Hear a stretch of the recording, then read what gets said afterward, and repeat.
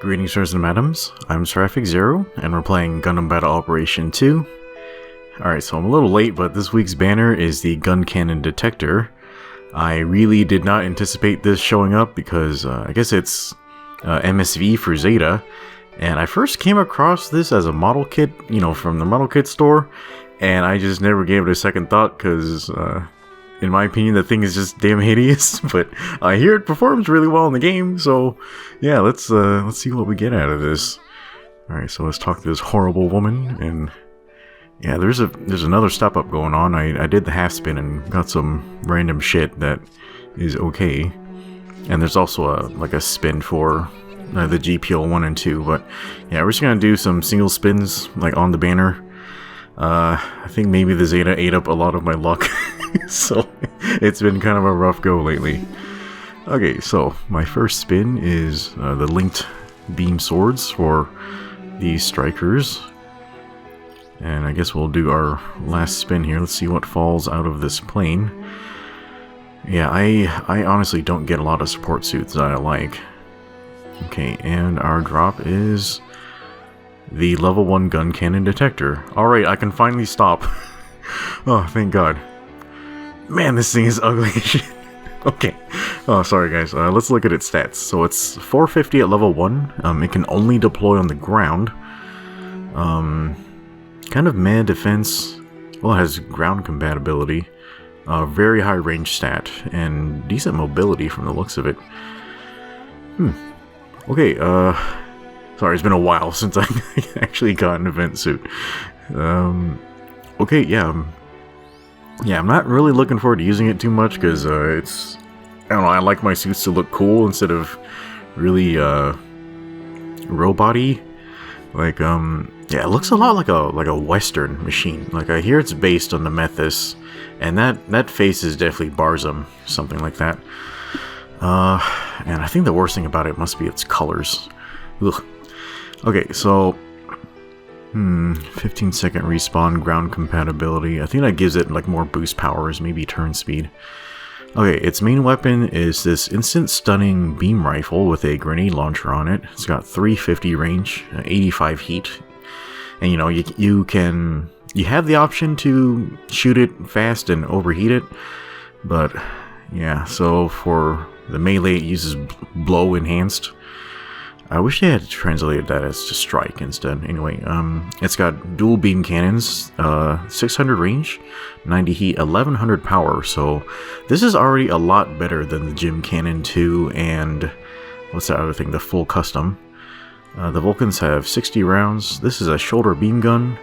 You can run and fire it. It's got 300 range, and this is the grenade launcher on that beam rifle. It's got 150 range, not too much damage, so you basically have to be point blank to fire this thing. Okay, let's think about throwing some parts on here. So I'm thinking to combo well in the suit, you kind of have to be fairly close, but I think if I used a level 1 leg armor, I can fit a lot of beam generator parts on here. Yeah, so that way if I actually choose to overheat my weapons, I can get back to using them fairly soon. Okay, sticking on some range damage. You could put HP parts. And yeah, I really like that turning part. It helps you defend yourself when you're in close range. And you actually fit all 3 beam generator parts. There's a level 4, but I don't have that one yet. Okay, so I'm going to put my beam cannons on circle and the grenade on X. So on my quick map, I can actually access all of my stunning weapons. And of course the Vulcans and the little beam gun, they don't stun at all. I think they can build up to it, but on their own they can't really stun. Okay, so for skills, you got level 2 high performance radar. Yeah, nobody even pays attention to that really. Performance scope, data link, which is honestly the best skill in the game. Frontline support. Scouting parallel. Oh, you can use radar while you're scoped in. That's going to be amazing. Stabilization device. Oh, like when you kneel, you can actually resist stun. This is very rare outside of tanks. So that's going to be interesting. You can counter snipe with that. Quick boost and precision shelling. The mass-produced gun cannon has this as well. Basically, when you kneel, you get the same damage and I think it might it might just be damage. You get the same damage multipliers when you go prone, so you don't have to go all the way prone. You can just kneel on this in this mobile suit, and you still get stun resist, so that's pretty damn awesome. Yeah, it's basically gonna be like a really awesome gun turret. Okay, I'm gonna throw some paint on this thing, like oh wow, that actually looks really decent when you put it in brighter colors. Like the red and brown was just horribly drab, but yeah, this actually looks really decent. Yeah, I still don't like the geometry, but it kind of works well in brighter colors, so yeah, I actually kind of like that now. Neat. Okay, so let's save our shit and take this thing out into a field test. Okay, go to our usual place. Okay, wow, that Barzum visor looks pretty awesome, like front on. What the hell are those things on its hips? Are those beam sabers? It's got like 12 of them or something, goddamn. Okay, so pretty decent running speed, really amazing turn speed, like with that turn part on there. That's really impressive, actually. The boost speed is actually pretty good for a sports suit. Not as much boost capacity as I expected, but you know, that's not bad. Let's look at the weapon cycle. Okay, the beam cannon takes kind of long to ready. Vulcans are instant, beam guns instant. Grenade is a little while. Well, the cycle order is a little weird.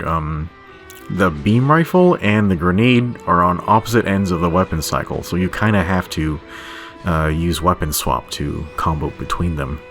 Or I guess you can technically go grenade launcher into beam rifle, and that way you don't have to use quick swap. But yeah, well, alright, there's its hand-to-hand melee. Yeah, not amazing. It's got the boot, which, you know, that's pretty good reach. Now, the problem with its melee is it can't really hit the ground, so you might end up using like your Vulcans or your beam gun for that. Okay, here I'm just double checking the range. I think this rifle had like, it was either 300 or 350. No, the little beam gun was 300. I think the rifle has 350 or something. Okay, let's check out this combo. Here it has like, it can just stun you forever. Okay, this beam cannon's a little long. Obviously, you have to lead into it. Okay, and I overheated all my stuff, so we can just go to beam gun.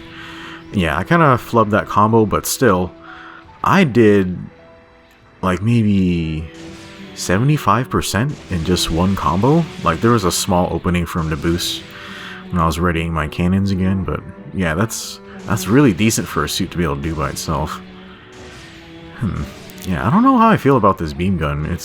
The damage is just piddling. At least you can rapid fire it, but yeah, I don't know about that damage. Yeah, and running and gunning is kind of nice.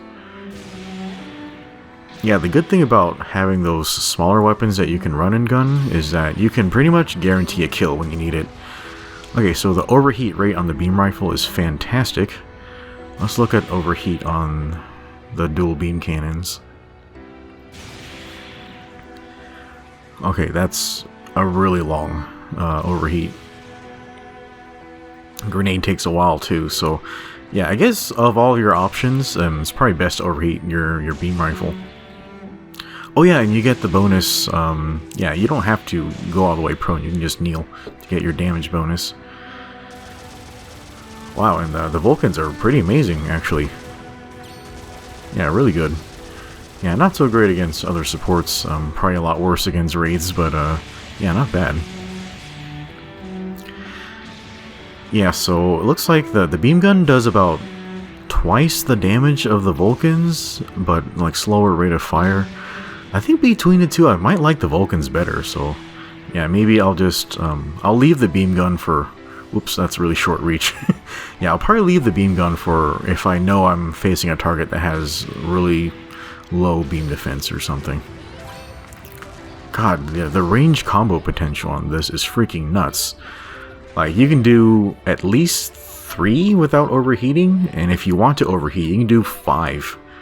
And then potentially even more if you want to mix melee into that, but you know, that gets more dangerous.